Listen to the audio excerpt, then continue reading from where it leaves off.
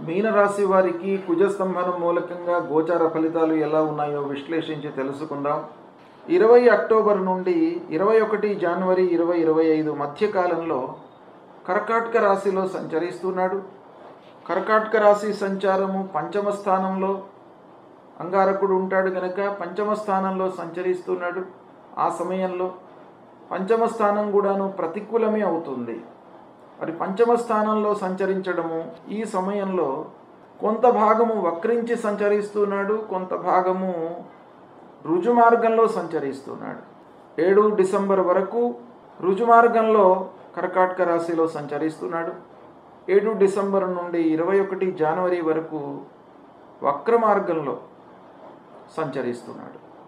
ఓవరాల్గా కర్కాటక రాశిలోనే ఉంటున్నాడు కనుక కర్కాటక రాశిలో సంచరిస్తున్నప్పుడు మీకు ఎలాంటి ఫలితాలు కలుగుతాయి అనంటే, ప్రతి విషయంలోనూ అశ్రద్ధ చోటు చేసుకుంటుంది. అంటే పోస్ట్పోన్మెంట్ నేచర్ అనేది డెవలప్ అవుతుంది మీ లోపల. ఈరోజు పని చేస్తాను అని అనుకుంటే మీకు ఏదో రకమైనటువంటి ఇబ్బంది రావడం మూలకంగా ఆ పనిని ఆ రోజు మీరు చేయలేరు. చేయకపోవడం మూలకంగా ఆ పని పోస్ట్పోన్ అవుతుంది. ఈరోజు చేయవలసింది ఇంకా వారం రోజులకి మీరు ప్రారంభిస్తారు. తద్వారా ఏమవుతుంది, పని పూర్తి కావడంలో మీకు లేట్ అవుతుంది. తద్వారా ఆర్థిక భారం పెరిగిపోతుంది. అనుకున్న సమయం లోపల పూర్తి కాకపోవడము, అనుకున్న ఫలితం రాకపోవడము, అనుకున్న మాదిరిగా ఆ పని మూలకంగా రిటర్న్స్ రాకపోవడం మూలకంగా మీరు అనవసరమైనటువంటి ఆలోచన భయానికి గురి అయ్యే అవకాశాలు ఉన్నాయి. పని లోడు, వర్క్ లోడ్ పెరుగుతుంది. తద్వారా మీకు శారీరకంగా ఇబ్బందులు వస్తాయి. అకాల భోజనము, సమయానికి భోజనము చేయకపోవడం మూలకంగా మీకు ఇబ్బందులు కలిగే అవకాశాలు బాగా ఉంటాయి. మీరు నష్టాలు వాటిల్లేటువంటి వాటిపైన పెట్టుబడులు పెడతారు. అంటే బ్లైండ్గా మీరు కొన్ని పనులు చేసేటువంటి అవకాశాలు ఉన్నాయి ఈ సమయంలో. దీన్ని కట్టడి చేసుకున్నట్టయితే మీకు శుభ ఫలితం కలుగుతుంది. ఇక 21 జనవరి 2025 నుండి 3 ఏప్రిల్ వరకు మళ్ళీ మిథున రాశిలో సంచరిస్తున్నాడు. మళ్ళీ మిథున రాశికి వస్తున్నాడు. మిథున రాశిలో సంచారము అర్ధాష్టమ స్థానం అవుతుంది. అది ప్రతికూలంగానే ఉంది.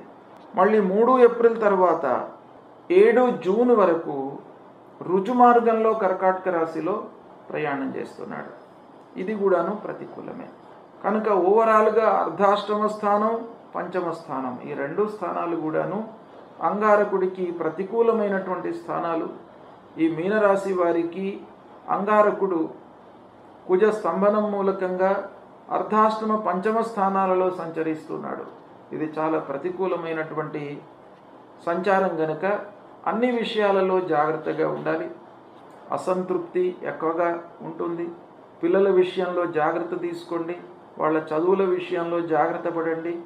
ఈ రాశిలో జన్మించినటువంటి విద్యార్థులు కూడాను శ్రమ ఎక్కువ చేయాలి, ఎఫర్ట్స్ ఎక్కువ పెట్టాలి చదువు విషయం లోపల. అప్పుడే మీరు ఊహించినటువంటి ప్రతిఫలాన్ని పొందుతారు. కనుక ఈ మీనరాశిలో జన్మించినటువంటి వారికి ఈ కుజుడి మూలకంగా కలిగేటువంటి పరిణామాల నుండి విముక్తులు కావడానికి కొన్ని పరిహారాలు చేసుకోండి. ముఖ్యంగా కుజుడు సుబ్రహ్మణ్య స్వామి, కుజుడి యొక్క అనుగ్రహం పొందాలి అనంటే సుబ్రహ్మణ్య స్వామిని మీరు సేవించాలి. సుబ్రహ్మణ్య స్వామి దేవాలయానికి వెళ్ళండి, సుబ్రహ్మణ్య స్వామిని కొలవండి, సుబ్రహ్మణ్య స్వామికి అభిషేకం చేయించండి, షోడశోపచార పూజ చేయించండి. అంగారకుడికి సంబంధించినటువంటి మూలమంత్రాన్ని ప్రతినిత్యం కూడాను పఠించండి. ఏంటది? ధరణీ గర్భ సంభూతం విద్యుత్ కాంచన సన్నిభం కుమారం శక్తిహస్తంచ మంగళం ప్రణమామ్యహం అనేటువంటి మూలమంత్రాన్ని చదువుకోండి. అంతేకాకుండా ఆంజనేయ స్వామిని కొలవండి.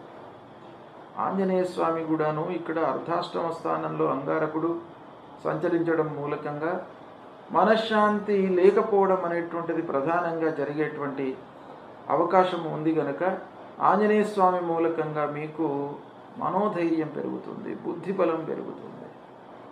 కనుక ఆంజనేయ స్వామి దేవాలయానికి ప్రతినిత్యం వెళ్ళండి, భగవంతుడి యొక్క అనుగ్రహాన్ని పొందండి, శుభ ఫలితాలను పొందుతారు. శుభం.